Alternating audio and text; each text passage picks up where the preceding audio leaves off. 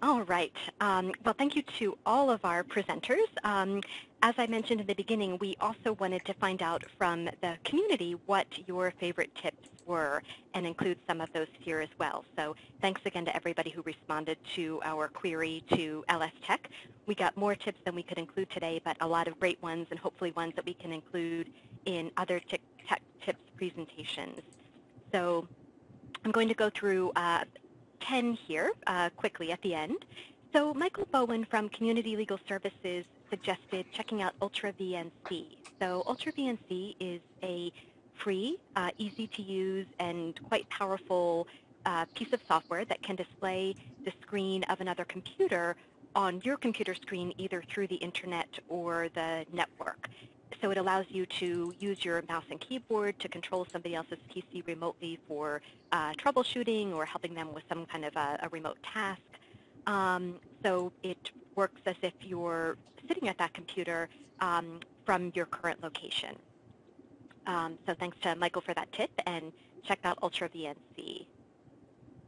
Liz Lehman from LSNTAP also recommended two really helpful web accessibility tools. So the first one on the left is Color Filter at wicline.org, and it's a tool that allows you to test how your website looks or how a particular web page looks to someone who is colorblind. So you can apply a variety of different types of color filters and see how that looks, and it can help you select web-safe colors for your site or a particular page early in the design process. And then Kim talked about the importance of readability in plain language and showed the really great Write Clearly gadget, which hopefully everybody has bookmarked already. Another tool that is worth checking out there that Liz recommended is readable.com, and it allows you to calculate the average grade level of your website and will score it across the major readability indices, including the Flesch-Kincaid index, which I think is one of the most popular ones out there. So Luke from Montana Legal Services Association suggested Ninite. I think that's how it's pronounced, N-I-N-I-T-E. And it provides a list of commonly used programs and their installers. So it's a great go-to place, kind of a Sam's Club of installers, a great place to go to when you're setting up new computers or when you need to install a new program. So it also has a lot of freeware programs like VLC for media files or 7-zip for compression, GIMP and Inkscape for image manipulation.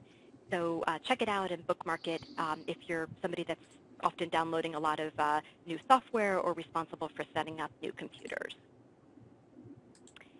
And then Michelle from the Shriver Center highlighted Mention.net, which was a tool that was new to me but looks really, really promising for those of you that are responsible for keeping track of your organization's presence or how it's being talked about in different social media networks. So Mention is a kind of listening dashboard, and you can use it to set up alerts for keywords about your organization or issues you care about that are published in social networks, news sites, online forums, blogs, and other websites. And there are also tools built in that allow you to share those reports, export and analyze data about how your organization is being mentioned and where. And it's free up to, I think, 500 mentions per month, and then there's tiered pricing beyond that, and the paid pricing starts at $20 a month. So for those of you that might have been using Google Reader to track some of this, and now that that tool is being sunset, you might check out Mention as an alternative. So Michael at the Houston Volunteer Lawyers Program had several really great tech tips, but one that I'm not sure has been mentioned before or mentioned recently is Google Forms. So he recommended making friends with Google Forms. It is a free online form builder tool that's part of the Google Apps suite. And you can use it for all kinds of things, registration, creating registration forms for events, gathering information from volunteers, and it's really easy to use. The interface is much like SurveyMonkey or Wufoo, if any of you have used those kinds of tools. It doesn't require any special technical expertise, and you can either embed your final form on a website using embed code that Google generates, or distribute it through an email link. And one of the nice things about it is that data that is submitted through the form gets tracked in a Google spreadsheet that lives behind the form. So you can easily see as new entries are coming in and compare spreadsheets from different signups or different events to look at responses over time. So another tool that was new to me was suggested by McGregor Smythe at New York Lawyers for the Public Interest, and it's called WorkFlowy.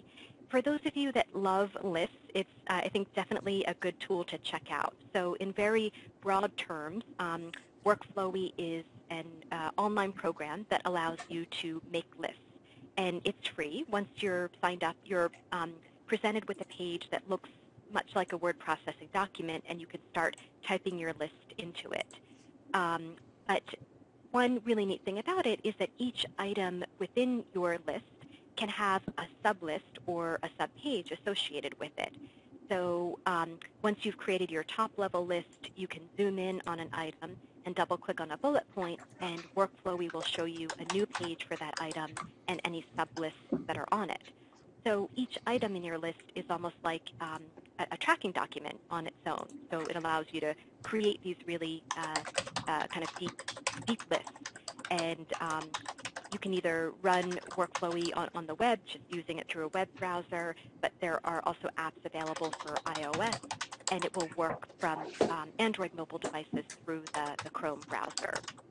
So there was an article on slate.com last fall titled How WorkFlowy Has Changed the Way I Organize My Life, and I'll send a link to that after this. But it's worth checking out, particularly for those of you that are looking for a note-taking tool that's a little bit more streamlined than Evernote or OneNote, and that doesn't require you to set up new notebooks or new notes to put things down.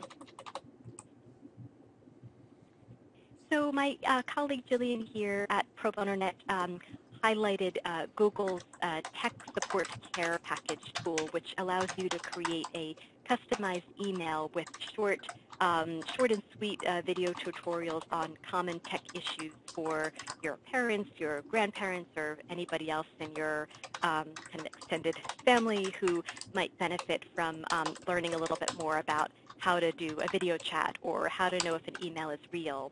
So there are topics on the basics of common Office applications, tips on browsing the web and browsing the web safely, the kind of communication tools you see here, working with social media, and finding information online. So that's at teachparentstech.org, and as Google said, is a fun tool to help keep tech support a family business. So Chuck Henniger at Pine Tree Legal Assistance had this really handy tip for OneNote, which is included in Office 2010. So Chuck mentioned that OneNote makes it really easy to create screenshots of exactly what he wants to capture. So if he wants to take a screenshot of just a particular part of a page or kind of a scrolling screenshot, OneNote makes it easy to do that. So there are 4 steps. So just make sure the OneNote icon is displayed in your taskbar here, and then right-click on that icon and select Create Screen Clipping, and start at the top left corner of the area you want to select, and drag it across the area that you want to take the screen capture of, and then just simply save that screenshot or copy it to your clipboard, and you could email it or file it for future reference. But if you have OneNote as part of Office 2010 or are going to be getting that in the near future, definitely check it out. It makes it really easy to create these kinds of screen captures. And Kate Blado with Powered Pursuits had kind of a a tech tip that's about getting offline. So she suggested checking out opportunities to network with nonprofit techies in your local area through meetup groups like netsquared.org and N10's 501 Tech Clubs. There are 501 Tech Clubs in, I think, about 15 cities right now, and they are informal local groups that have a listserv and meet regularly to get to know their techie colleagues in the community, develop a professional support network, and generally talk shop. So we have one here in San Francisco, and we've also used the listserv as a way to publicize job postings and help get the word out when we're hiring or looking for interns. So check out NetSquared and N10's Tech Clubs. If there's not a group in your local area, you can start your own, and N10 provides some instructions and support in doing that. And then our last tip here is kind of a meta tech tip, and it's a suggestion to take the tech tip program and adapt it for your own state and for your own program. And this was suggested by Patrick Reynolds, our Vista here at Pro Bono Net, who was familiar with how Legal Services State Support in Minnesota does this. So they have a bi-monthly e-newsletter that features a tech tip column and a short video for each tip. And there's a recent example here on the right. So it's a really great idea for building the tech capacity of your own program or of your own community, and maybe an opportunity for you to crowdsource some of the expertise from within your own state as well. All right, so we'll wrap up there. Are there any questions or any other tips that anyone wants to share? Any of the line unmuted or attendees? All right, and Melanie asked if the presentation will be available somewhere, and it will. Both the recording and the PowerPoint will be posted to LSNTAP.org and Pro Bono Net statewide website support site. Yes. And I wanted to go ahead, Brian. Oh, yeah, definitely. We'll also have it up on our YouTube channel. We will be chopping it up this time into smaller bite-sized pieces, so every 5 to 10 tips will be a separate video, but we'll get those out over the next few weeks. Great. And thank you again to Leah, Kim, and Anna, and all of you that submitted tech tips, and to everybody for joining us today. I know NTAP has several roundtables coming up that Brian might want to mention. The next webinar that's being produced by Pro Bono Net as part of this series is coming up in June, and that will be focused on developing a mobile strategy to reach clients. And we'll follow up with a link to a survey on this webinar afterwards, but please go ahead and let us know your feedback and what we can do to improve future trainings like this. Yeah, the survey link is actually in the chat right now also. You can click on it from the chat and go take the survey. We will send out that survey link with an email and then also post it for our blog post. But we really appreciate the feedback. The next, we have a bring your own device roundtable coming up on the 15th, and we're doing some research and should even have hopefully a model policy or two to share by that time period also. So that's about it. Thank you guys so much. We really appreciate Pro Bono Net putting this on and all of the wonderful speakers who participated also.